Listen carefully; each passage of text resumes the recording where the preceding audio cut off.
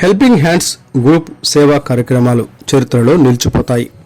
Kondapalli municipality 5వ division councillor మొగిలి దయా, సిఏపిఓ society founder and chairman. రక్తదానం మరొకరికి ప్రాణదానం. ఎన్టీఆర్ జిల్లా తిరువూరు హెల్పింగ్ హ్యాండ్స్ గ్రూప్ 15వ వార్షికోత్సవం సందర్భంగా సాయి రాఘవ ఎస్టేట్ షాదీఖానాలో జరిగిన కార్యక్రమంలో గౌరవ అతిథిగా పాల్గొన్న కౌన్సిలర్ దయా,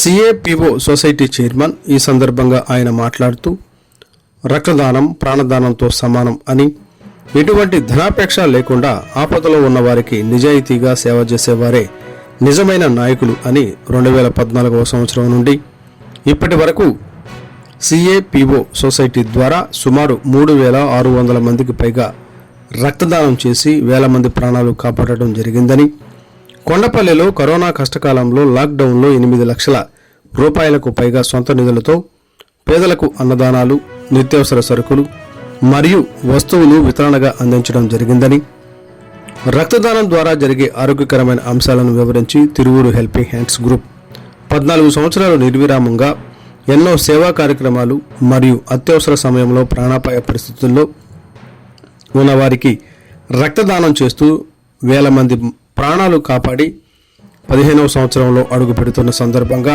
ప్రత్యేక అభినందనలు.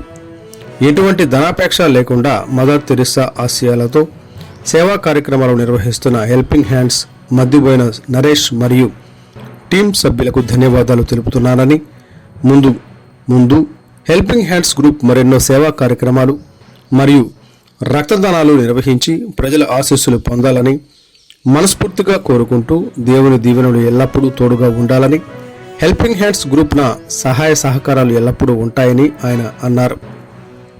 ఈ కార్యక్రమం అనంతరం ముఖ్య అతిథిగా విచ్చేసిన కౌన్సిలర్ దయాకు హెల్పింగ్ హ్యాండ్స్ గ్రూప్ సభ్యులు శాలువాతో ఘనంగా సత్కరించి మెమోంటో అందజేశారు. ఎన్నో సేవా కార్యక్రమాలు చేస్తూ నా కాలేజ్ డేస్ దగ్గర నుంచి నేను వస్తూ ఉన్నాను. నేను బీఫార్మసీ నిమ్మర కాలేజ్లో పూర్తి చేసుకున్నాను. ఆ తర్వాత పోస్ట్ గ్రాడ్యుయేషన్ కూడా ఎంఫార్మసీ కూడా నిమ్మర కాలేజ్లోనే పూర్తి చేసుకున్నాను. నేను ఒక ల్యాబొరేటరీలో నేను క్వాలిటీ కంట్రోల్ డిపార్ట్మెంట్లో ఒక 3 సంవత్సరాలు పనిచేశాను. ఆ తర్వాత ఒక మెడికల్ కంపెనీలో ఫార్మా ల్యాప్టాపర్స్ అనే కంపెనీలో ఒక 8 సంవత్సరాలు నా సర్వీస్ని అందజేసి ఉన్నాను. అప్పటి నుంచి నేను ఎక్కడ నిరుత్సాహ